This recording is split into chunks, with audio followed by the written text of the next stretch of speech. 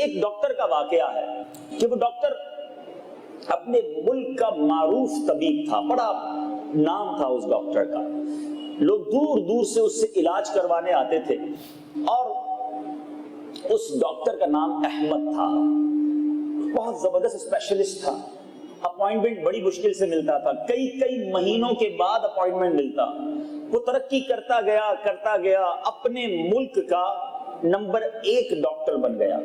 اب اس ملک کی حکومت نے یہ طے کیا کہ ملک کے ٹاپ لیول کے لوگوں کو جمع کیا جائے، بیرون ملک سے بھی ڈاکٹرز بلائے جائیں، اور اس ڈاکٹر احمد کو، مثال کے طور پہ نام بتا رہا ہوں، ڈاکٹر احمد کو ایوارڈ سے نوازا جائے، گولڈ میڈل یا جو بھی بڑے ایوارڈ ہوتے وہ دیا جائے۔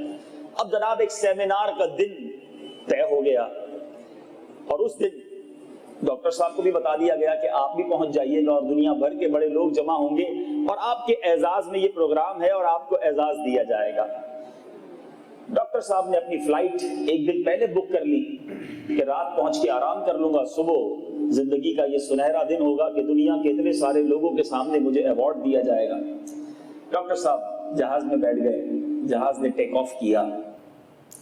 جب جہاز ہوا میں پہنچا، تھوڑی دیر کے بعد جہاز میں اعلان ہوتا ہے کہ ہمارے جہاز میں کوئی فنی خرابی ہو گئی ہے اور ہمیں قریبی ایئرپورٹ پر جہاز کو اتارنا پڑے گا۔ ایک چھوٹا سا شہر تھا جہاں حفاظت کے ساتھ جہاز کی لینڈنگ ہو گئی۔ اب جب جہاز لینڈ ہو گیا، ڈاکٹر صاحب نے کہا کہ تھوڑی دیر میں لگتا ہے جہاز کی جو فنی خرابی دور ہو جائے گی اور مجھے پہنچا دیا جائے گا۔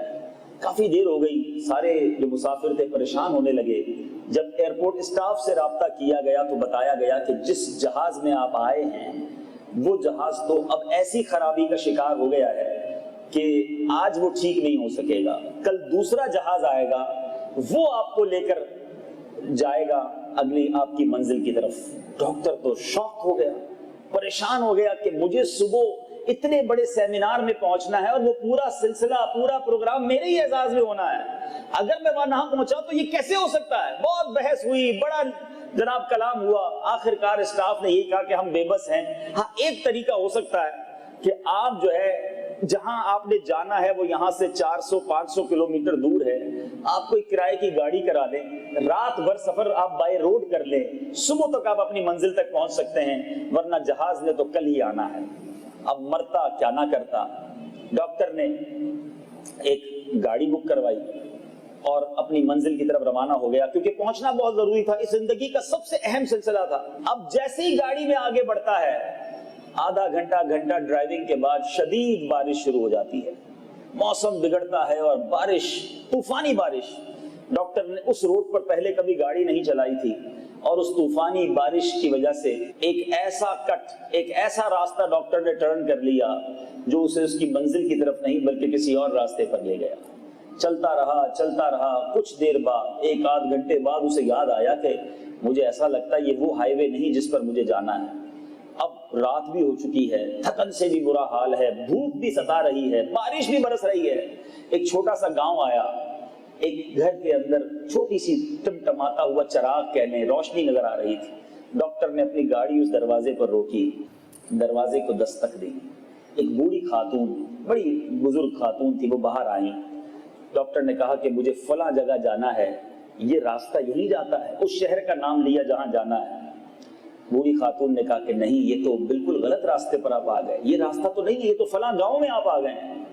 اب بوڑھی خاتون نے کہا بیٹا بارش بھی بڑی ہو رہی ہے، مجھے بھوکے بھی لگتے ہو، آ جاؤ گھر کے اندر بیٹھ کر پہلے کھانا کھا لو، کچھ فریش ہو جاؤ، پھر آگے کا سفر اختیار کرنا۔ اب یہ ڈاکٹر جو اپنے ملک کا نمبر 1 ڈاکٹر ہے، کھانے کے لیے پریشان تھا، ایک بے سر و سامانی کی رات تھی، اس بڑھیا کے گھر میں داخل ہو گیا۔ اس بوڑھی خاتون نے اسے کھانا پیش کیا، ڈاکٹر نے کھانا کھایا۔ اب اس بوڑھی خاتون نے، جو کہ دراصل ایک دکھی ماں تھی، ڈاکٹر سے کہتی ہے بیٹا اب تم میرے گھر آئے ہو تو ایسا کرو، ایک دعا بھی مجھے دے دو۔ ڈاکٹر بڑا خوش تھا، کہا میں آپ کو دل سے دعائیں دے رہا ہوں۔ کہا بیٹا مجھے ایک دعا دو۔ کہا ماں بتائیں آپ کو کیا دعا چاہیے۔ دیکھا کہ بستر پر ایک نوجوان لیٹا ہوا ہے، تو دکھی ماں کہتی ہے کہ بیٹا یہ میرا بیٹا جو ہے یہ کئی مہینوں سے بیمار ہے، اور اس کو ایسی بیماری لگ گئی ہے کہ ہمارے علاقے کا کوئی ڈاکٹر اسے ٹھیک نہیں کر سکتا۔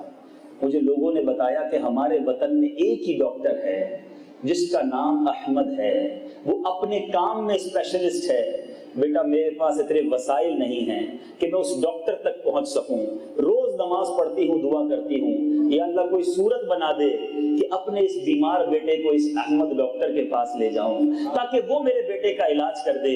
آج تم میرے گھر میں مہمان بن کر آئے ہو، مسافر بھی ہو، مہمان کی دعا بھی قبول ہوتی ہے، مسافر کی دعا بھی قبول ہوتی ہے، ہاتھ اٹھاؤ اور یہ دعا کر دو اللہ میرے بیٹے کو صحت یاب کر دے، یا کوئی ایسی سبیل کر دے کہ میں جو فلاں ڈاکٹر احمد ہے اس کے پاس اپنا بیٹا لے جاؤں۔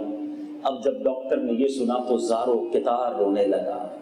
اسے یاد آیا کہ وہ فلائٹ کا مس ہونا، وہ موسم کا خراب ہونا، وہ ٹیکنیکلی ایک چھوٹے ایئرپورٹ پہ لینڈ ہونا، وہاں سے میرا گاڑی کا سفر اختیار کرنا، پھر مجھے راستہ بھولنا اور اسی گھر کے دروازے پر آ کر دستک دینا، یہ سب اس ماں کی دعا تھی جو اپنے بیٹے کے علاج کے لیے ایک غریب ماں جو بڑے ڈاکٹر تک پہنچ نہیں سکتی تھی، اس کو سبیل یہ بتائی گئی تھی کہ تم ڈاکٹر احمد کے پاس پہنچ جاؤ، اللہ نے اس کے ہاتھ میں بڑی شفا دی ہے۔